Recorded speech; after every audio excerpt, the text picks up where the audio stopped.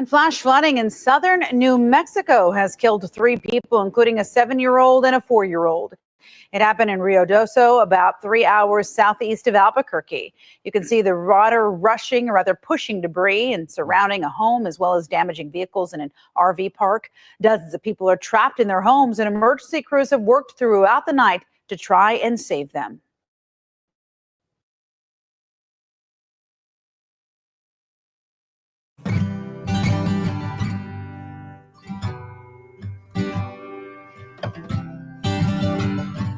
Hey, keep out of the water. Local authorities are warning that many of our local lakes are still moving. They're fast-moving waters, and there's a lot of debris in it. Yeah, we're hearing from the Lower Colorado River Authority, which says it's going to close some floodgates at 2 different dams starting this morning.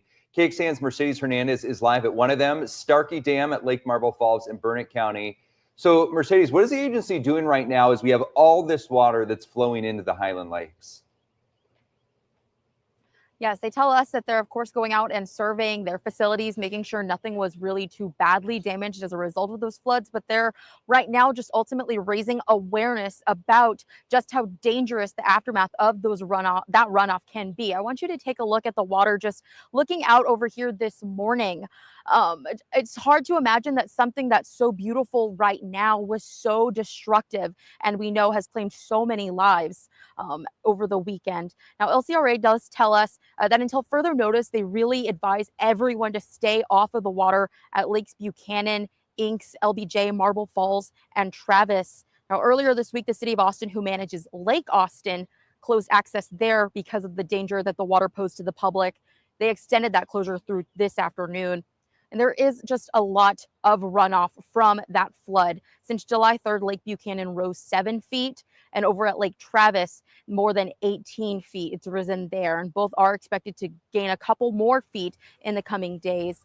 LCRA survey crews today are expected to go out and check the Comal and Guadalupe rivers, because there, most of the boat ramps and access to the river has been closed off because things are just moving so quickly. There is so much debris. They need to see just how soon they can be opened back up and just what needs to be done there. Live at Starkey Dam, Mercedes Hernandez, KXAN News.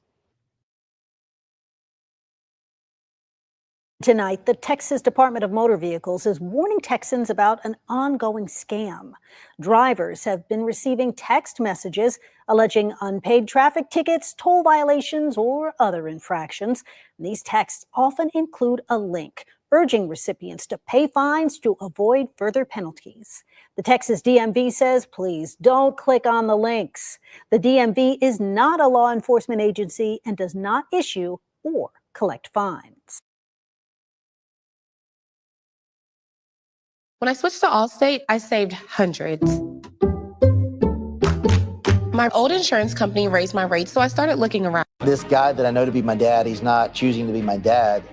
What's wrong with me? For him, you were a symbol of his failure. And then he gets married and has another family, and then he's going on living his life. Ultimately, it led me to a bar in Hollywood, and so a headhunter from the porn industry. I think when you don't have a good reason to say no, you'll say yes to something you know you ought to say no to. Does the porn industry have aspects of force, fraud, coercion, which you would identify as sex trafficking? It's the very foundation from which it's built on.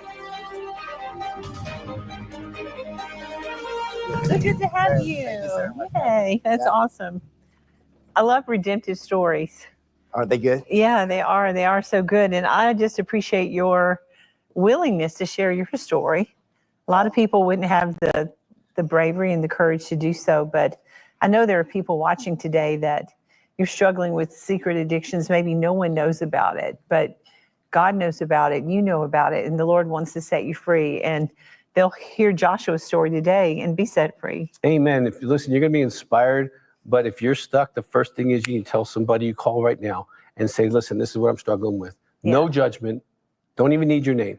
Yeah. We'll pray with you that God will start setting you free. And I'm excited. We'll start with your story, kind of like mine. It starts at the beginning. So start at the beginning. Yeah. So like the video was talking about, my mom got pregnant at 15, had me at 16, and my dad lived in that same town, super small town in South Carolina where, it only takes one person to know one thing for everybody to know everything. I'm from Greenville, South Carolina, Oh, by the way. Okay. Well, my brother's a professor in Clemson. Okay. Yeah. So Go Tigers. yeah, there you go. There you go. But yeah, so just growing up in that town, I just thought, man, this guy that I know to be my dad, he's not choosing to be my dad. What's wrong with me? And just as a child, what we don't make sense of, we have to figure out a way to make what doesn't make sense make sense. And he was young, right? Just like your mom. Yeah, same age. So really around young, 15, so maybe 16. not knowing what to do or how to deal with all of that,